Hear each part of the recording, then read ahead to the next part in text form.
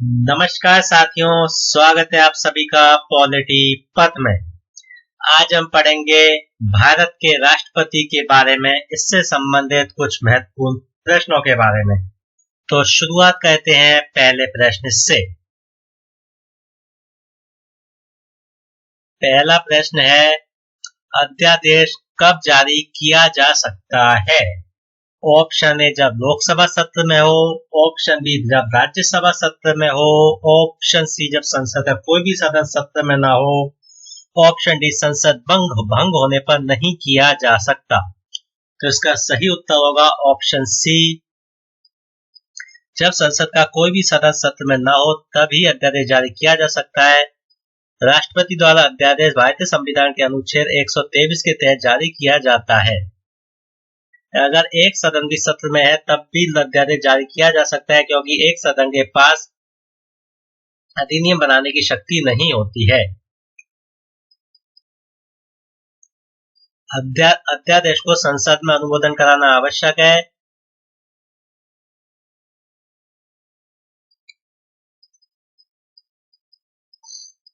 संसद में अनुमोदन, इसकी अधिकतम अवधि 6 माह 6 सप्ताह होती है। बढ़ते हैं अगले प्रश्न पर। संसद को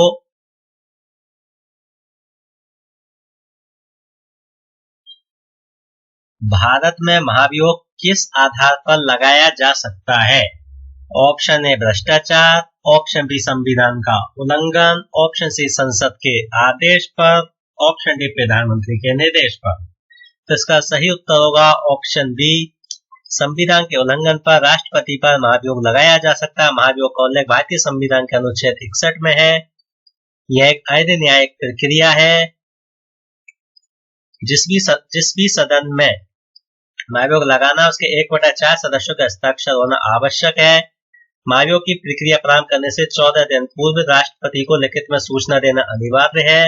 सदन में भी आरोप लगाया जाता है, उसकी कुल सदस्य संख्या के 2/3 बहुमत से प्रस्ताव पारित करना आवश्यक है।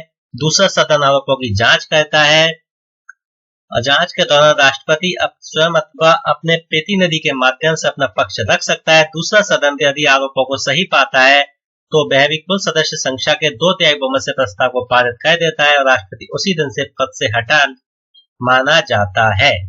बढ़ते हैं अगले प्रश्न पर। पॉकेट वीटो का प्रयोग सबसे पहले किस राष्ट्रपति ने किया था? Option A Rajendra Prasad, option B Gyani Zail Singh, option C Neelam Sanjiva Reddy, option D Sarvepalli Radhakrishnan. तो इसका सही उत्तर होगा ऑप्शन बी, पॉकेट वीटो का सबसे पहले प्रयोग ज्ञानी जैल सिंह ने किया था। 1986 में भारतीय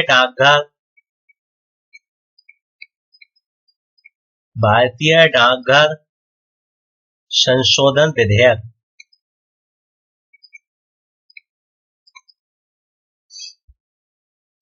पॉकेट वीटो का तात्पर्य है जब राष्ट्रपति किसी भी विधेयक पर ना तो स्वीकृति दे, न ही स्वीकृति देने से मना करे, बल्कि अनिश्चित काल के लिए उसे अपने पास रख ले। क्योंकि भारतीय संविधान में किसी भी विधेयक पर सहमति या स्वीकृति देने के लिए कोई समय सीमा का निर्धारण नहीं किया गया है। डॉक्टर राजेंद्र प्रसाद भारत के प्रथम राष्ट्रपति थे और संविधान सभा के अध्यक्ष भी थे। ये एकमात्र राष्ट्रपति है जिन्होंने 2 बार राष्ट्रपति का कार्यकाल पूरा किया है।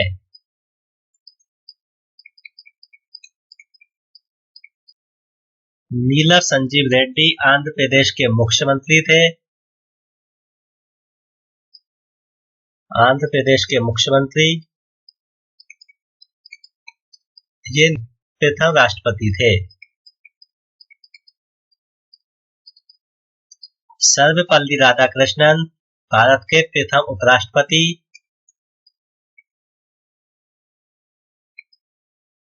इन्होंने उपराष्ट्रपति के रूप में 2 कार्यकाल पूरे किए थे। ये क्वेश्चन RSP 2023 में पूछा गया है। बढ़ते हैं अगले प्रश्न पर। राष्ट्रपति मनी बिल को वापस भेज सकते हैं? ऑप्शन ए हाँ, ऑप्शन बी नहीं, ऑप्शन सी केवल एक बार, ऑप्शन डी केवल राज्यसभा की सहमति से। जिसका सही उत्तर होगा राष्ट्रपति मनी बिल को वापस नहीं भेज सकते, ऑप्शन बी। क्योंकि मनी बिल या धन विधेयक राष्ट्रपति की पूर्व अनुमति से ही लोकसभा में प्रस्तुत किया जाता है और कोई भी विधेयक धन विधेयक है अथवा नहीं, इसके निर्धारण लोकसभा का अध्यक्ष करता है।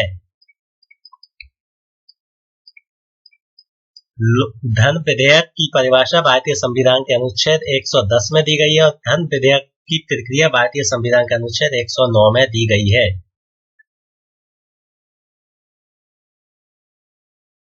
धन विधेयक के संबंध में राज्यसभा के पास अधिकतम 14 दिन रोक सकती है। अगर 14 दिन बाद यह पारित नहीं करती है तो यह अपने आप पारित मान लिया जाता है। बढ़ते हैं अगले प्रश्न पर। राष्ट्रपति की अध्यादेश शक्ति संविधान के किस अनुच्छेद में है? Option A article 72, option B article 74, option C article 123, option D article 78। तो इसका सही उत्तर होगा ऑप्शन सी, आर्टिकल 123 के तहत राष्ट्रपति अध्यादेश जारी कर सकता है। अध्यादेश तभी जारी किया जा सकता है जब संसद सत्र में नहीं हो और सरकार को तुरंत किसी कानून की आवश्यकता हो। अध्यादेश के तहत केवल संसदीय अधिनियम में परिवर्तन किया जा सकता है, संविधान में संशोधन नहीं किया जा सकता।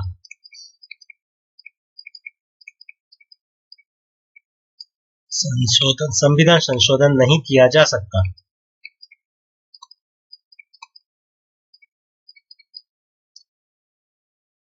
भारतीय संविधान के अनुच्छेद राष्ट्रपति की क्षमादान की शक्तियां दी गई हैं। राष्ट्रपति संघीय कानून के उल्लंघन पर, सैन्य न्यायालय पर और मृत्युदंड के मामले में क्षमादान प्रदान कर सकता है। क्षमादान की 5 प्रकार की शक्तियां भारतीय संविधान में दी गई है। क्षमा,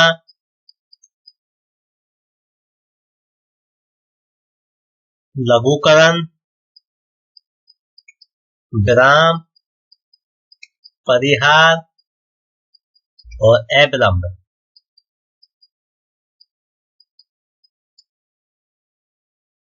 अनुच्छेद 74 में राष्ट्रपति को सलाह और सहायता देने के लिए एक मंत्रिपरिषद होगी जिसका प्रमुख प्रधानमंत्री होगा। आर्टिकल 78 में प्रधानमंत्री का एक कर्तव्य होगा कि राष्ट्रपति को विधायी और प्रशासनिक मामलों में सूचना प्रदान करे।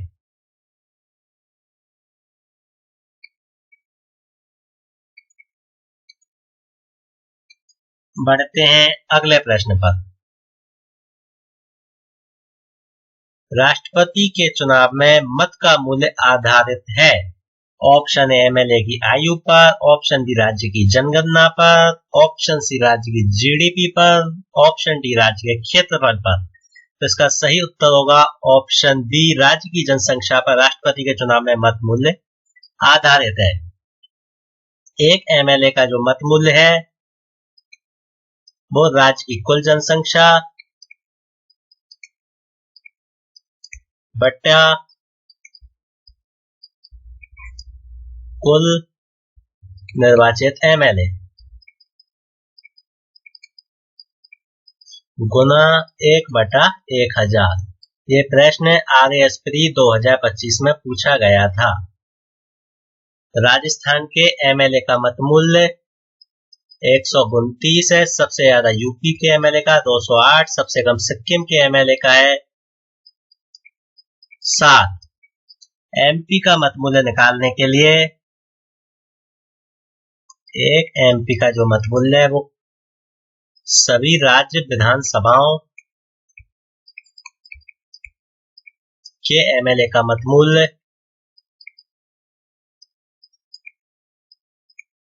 बटा कुल निर्वाचित एमपी।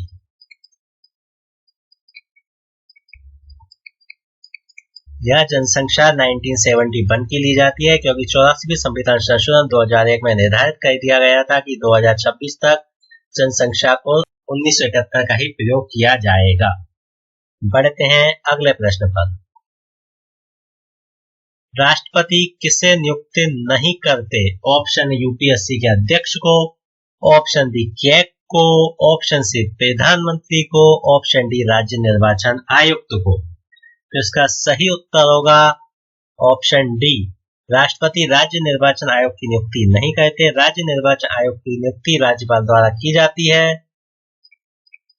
राज्य निर्वाचन आयोग का प्रावधान भारतीय संविधान के अनुच्छेद 243 के व 243 जेड में किया गया है। इसका प्रावधान पंचायती राज अधिनियम 1994 की धारा 120 में भी किया गया है। राज्य निर्वाचन आयुक्त एक सदस्यीय आयुक्त है जिसका प्रमुख राज्य निर्वाचन आयुक्त होता है।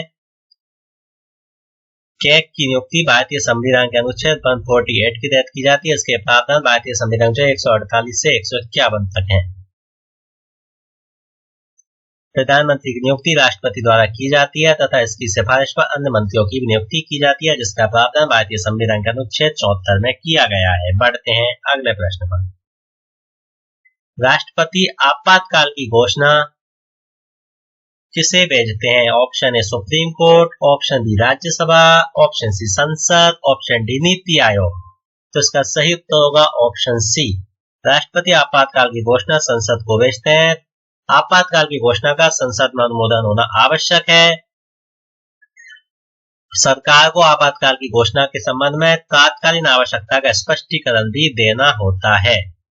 नीति आयोग की स्थापना 1 जनवरी 2015 को कार्यकारी निकाय के रूप में की गई थी। भारत सरकार के थिंक टैंक के रूप में भी कार्य करता है।